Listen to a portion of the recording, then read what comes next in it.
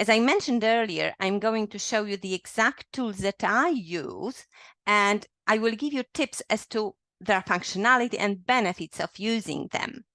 All right? So what are we going to go through? First, I'm going to show you the exact Dropbox file management system that I use and how it can make your life easier. Then we will go through the exact practice manager setup that I'm using, and I will show you an example of how to manage jobs and tasks. And later, I'm going to show you an example of zero demo account to give you an idea of what it looks like and what you can do with it just from the high level overview.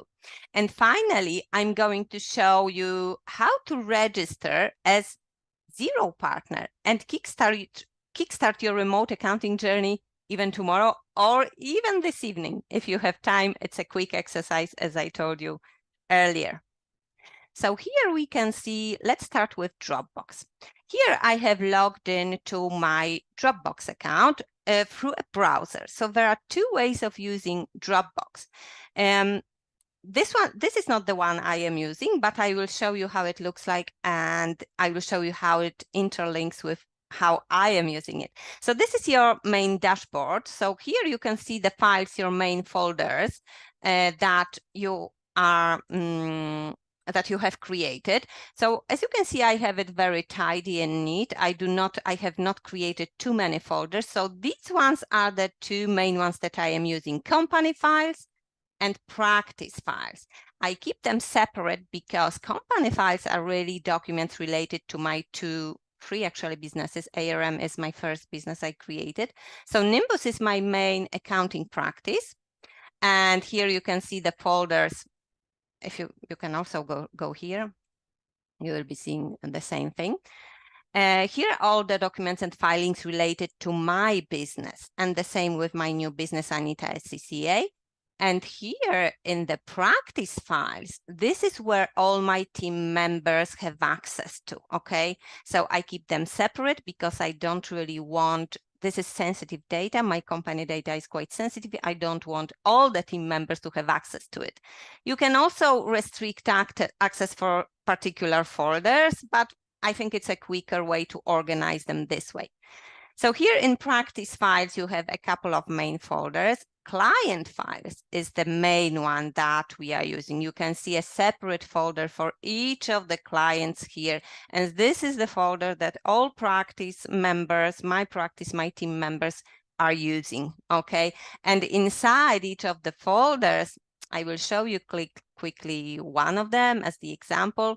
You have organized files organized by their fiscal year.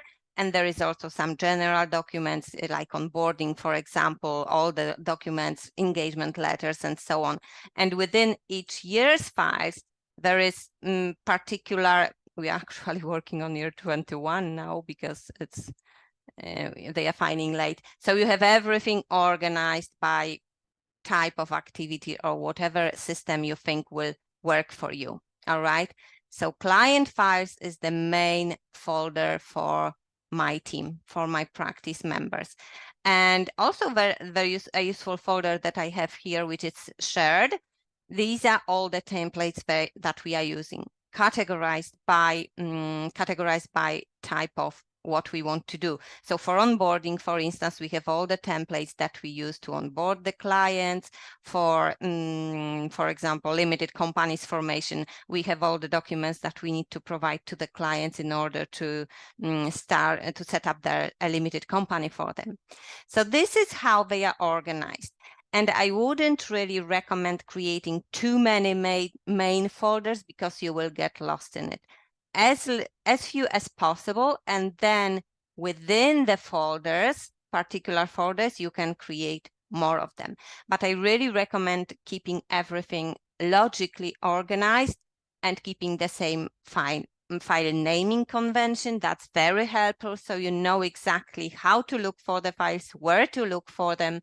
Because if you start to name them randomly and place them in random places, there is no way you are going to remember where you saved them. So keep one filing system and apply it to all of them. So that's how it looks like from the dashboard from the website login perspective. And also this is about the files itself, but you can manage your account from here, and you can also invite other members like your team members or your clients. You can create separate folders for your clients only and invite them to Dropbox. This way they will not see any other folders. You can always restrict access, but they will be able to save their files in the folder you created for them, and you will be able to save the file you have to exchange with them in this folder.